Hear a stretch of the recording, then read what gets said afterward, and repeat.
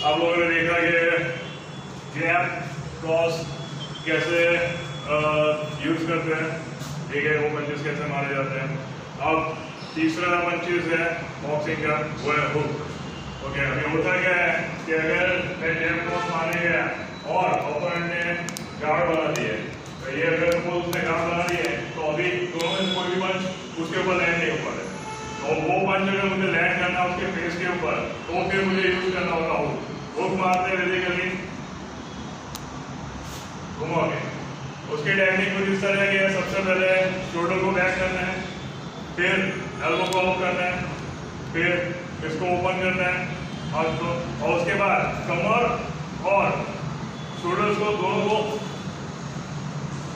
Momentum के साथ hit करना है, ठीक है। साइड फिर से देखो, shoulder back, elbow of, open, hit.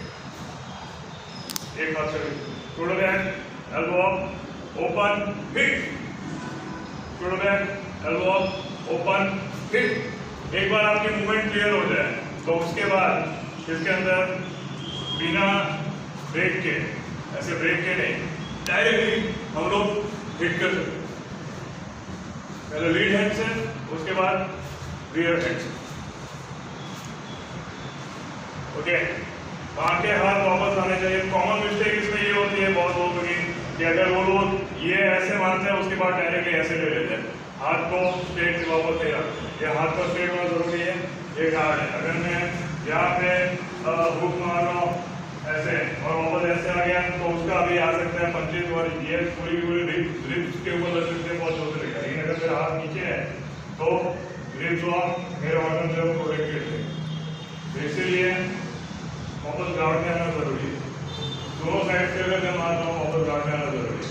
दूसरी मिस्टेक लोग ये करते हैं कि अगर मैं पंच मार रहा हूँ इसके ऊपर और यहाँ पर के ऊपर और मेरे हाथ अगर स्ट्रेट नहीं रहे, अगर मैं ऊपर मारूंगा तो भी हाथ या तो मैं हॉरिजॉन्टल भी मार सकता हूँ और वर्टिकल भी मार सकता हूँ, डिपेंड ऑन मुझे कैसे ओपोनेंट किस तरीके से प्रोटेक्ट कर रहा है। सपोज के अगर वो हुक के लिए प्रोटेक्ट कर रहा है टेलीफोन गार्ड, अगर टेलीफोन गार्ड को प्रोटेक्ट कर रहा है तो ऐसे में मेरा हॉरिजॉन्टल शायद वर्टिकल स्पीड को लंबा नहीं जाएगा, शायद हॉरिजॉन्टल मारूं शायद दूसरे चांसेस है।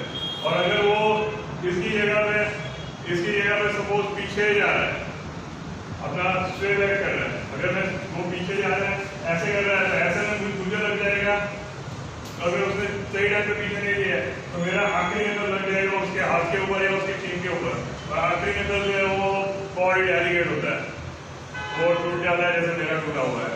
मेरा बेसिकली अगर आप कभी देखोगे तो इस हाथ में सारे के सारे नकल्स है, अगर ये हाथ में आप देखोगे तो मेरे सारे के सारे नकल्स है, ये आखिरी नकल भी है, ये हाथ में मेरे 3 ही है, आखिरी नकल नहीं है।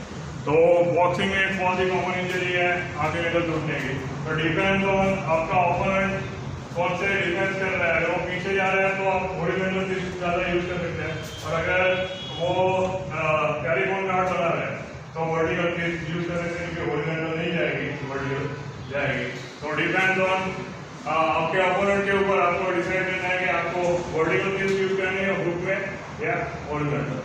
और जब भी ये अगर आप यूज करें तो उसमें ऐसा कभी नहीं होना चाहिए कि कलाई अगर थोड़ी सी भी बैंड होगी और आप अगर हुक मारोगे, अगर मेरी कलाई ऐसे हल्की सी भी बैंड है और मैं हुक मारूंगा ऐसे तो ये बैंड हो जाएगी और कलाई में मोच आ जाएगी।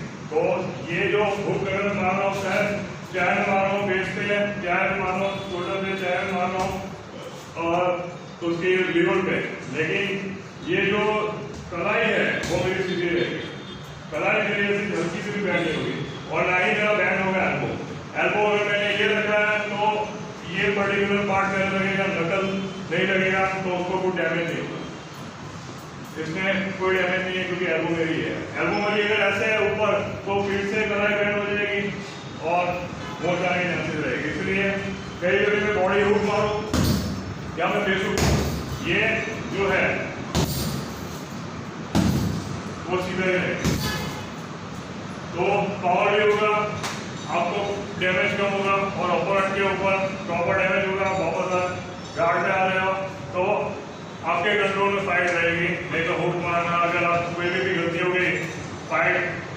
लेने के लिए पढ़ सकते हैं। तो अभी के लिए बुक की प्रैक्टिस इतनी हो सके उतनी कीजिए। मैं मिलता हूँ अगले वीडियो में, तब तक के लिए खुश।